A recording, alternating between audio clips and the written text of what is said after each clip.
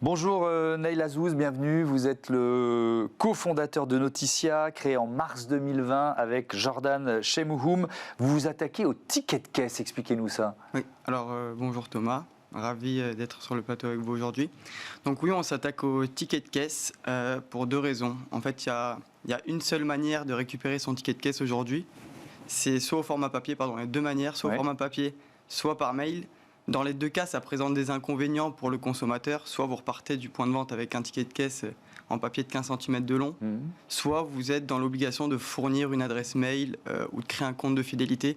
Dans les deux cas, ça présentait des inconvénients à mes yeux importants, et donc on trouvait qu'il y avait forcément mieux à faire, et c'est pour ça qu'on s'est attaqué au ticket de caisse dématérialisé. Alors le secteur, il est particulièrement consommateur de papier. Vous avez les chiffres en tête, ce que ça représente les tickets de caisse aujourd'hui? Tout à fait. Alors les tickets de caisse, rien qu'en France, c'est 12,5 milliards de tickets qui sont édités chaque année. Et si on y ajoute le petit ticket de carte, on arrive à 30 milliards de bouts de papier qui sont imprimés chaque année. Sachant que la durée de vie moyenne d'un ticket de caisse est d'à peine quelques secondes entre le moment de l'impression et le moment où il est jeté dans la poubelle. C'est une source de gaspillage. C'est des centaines de milliers de tonnes de papier, quoi. L'équivalent de centaines de milliers de tonnes de papier. Et il y a des moyens d'y remédier. Alors on va rentrer un peu dans le détail. La loi, elle change là à partir du 1er janvier 2023. Avec quelles obligations pour les commerçants? Ça change quoi? Tout à fait. Alors la loi change, c'est la loi AGEC, anti-gaspillage et économie circulaire, qui va venir interdire l'impression systématique des tickets de caisse pour tous les commerçants et restaurateurs. Donc ils devront proposer à leurs clients de ne pas éditer de tickets, c'est ça? C'est plutôt le client qui devra demander explicitement au commerçant s'il veut un ticket de caisse. Et alors en quoi la solution que vous proposez, que Noticia propose, elle est novatrice face aux deux inconvénients que vous étiez en train de cibler?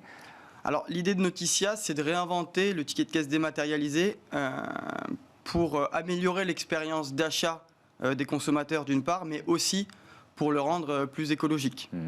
Donc l'idée qui a été développée, ça nous a pris à peu près 1 an et demi de la penser puis de la développer, c'est de dématérialiser le ticket de caisse via un scan de QR code. C'est-à-dire qu'on vient positionner un QR code au niveau de la caisse, donc différents supports compatibles, des supports fixes, des supports digitaux.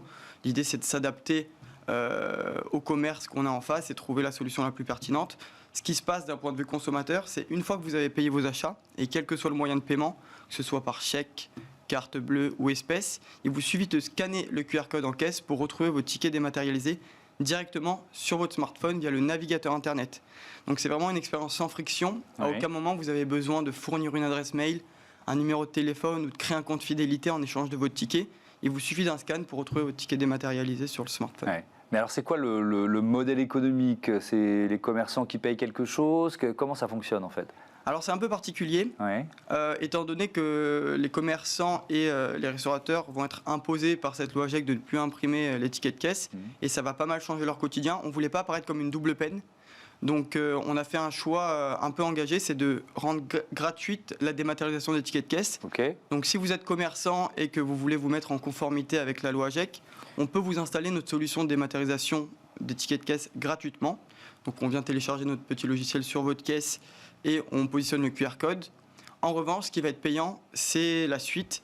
Nous, on part d'un ticket dématérialisé et on en fait un outil d'acquisition et de fidélisation client pour les commerçants.